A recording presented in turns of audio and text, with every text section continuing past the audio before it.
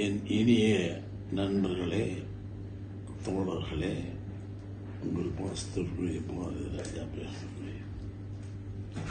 சில நேரங்களில் சில விஷயங்களை சந்தோஷமாக பகிர்ந்து கொள்ள வேண்டியிருக்கிறது. சில நேரங்களில் சில விஷயங்களை வருத்தத்தோடு பகிர்ந்து கொள்ள வேண்டியதிருக்கிறது. இயற்கை மனிதனை கொண்டு செல்வது நியாயம்தான். பிரயோஜனமான சில மனிதர்களை கொண்டு செல்வது என்பது கஷ்டம். என் நண்பன், அது மட்டுமல்ல, சிறந்த கலைஞன், சிறந்த மனிதாபிமானி, இன்று வரையிலும் அவன் வீட்டுக்கு சென்று பசியாரி வராதவர்கள் யாரும் கிடையாது. அத்தகைய ஒரு நல்ல கலைஞன் பல நாட்களாக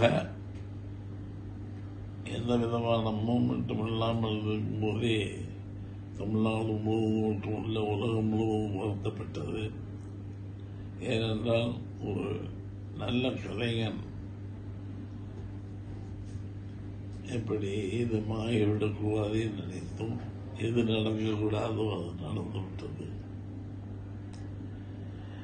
இருந்தாலும் அவன் வீட்டுக்கு சென்று சாப்பிடாதவர்கள் கிடையாது.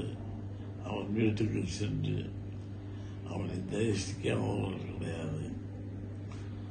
நல்ல மனைவி, நல்ல பிள்ளைகள், நல்ல ரசிகர்கள்.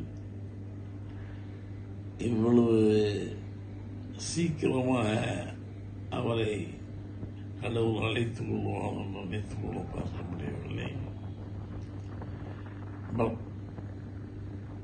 அது கஷ்டமாக நிகழ்வு. காலை செய்தி கேட்டவுடனே, ஏன்னா அவன் கலைஞன் மட்டுமல்ல, மிகச் சிறந்த ஃபைட்டர். நல்ல கலைஞன், நல்ல ஃபைட்டர், நல்ல இறக்க சிந்தாலே. யாருக்கு என்ன பண்ணணுமோ அவன் அந்த காலகட்டத்தில் பண்ணுவான். சினிமா நடிகர்கள் சம்பாதிக்கலாம், ஆமாம், சம்பாதித்து பிறருக்கு அள்ளி கொடுத்தவன் விஜயகாந்த். விஜயகாந்தோட ஒரு படம் தான் செய்திருக்கிறேன். ஆனால் அந்த ஒரு படத்தில் என் அனுபவம் வித்தியாசமானது. விஜயகாந்தோடைய படம், ஆனால் அவரோடு நடித்து அவரோடு பழகி பார்த்தவர்களுக்கு தான் தெரியும் அவன் எவ்வளவு பெரிய மனிதன் என்று. அத்தகைய மனிதன் மறைவு என்பது தமிழகத்திற்கு மட்டுமல்ல, உலக தமிழர்களுக்கு அத்தனை பேருக்கும் ஒரு பெரிய இழப்பு.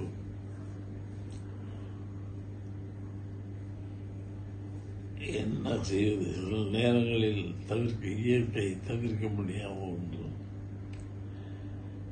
என்னால் உடல்நிலை சரியில்லை, நடப்பதற்கு கூட முடியவில்லை. ஒவ்வொரு காலகட்டத்திற்கும் ஒரு மனிதனுக்கு ஒரு இது உண்டு. அதுபோல இந்த காலகட்டத்தில் பாரதி ராஜாவால் ஆக்டிவாக நடந்து சென்று பார்க்க முடியவில்லை என்று கவலை இருக்கிறது.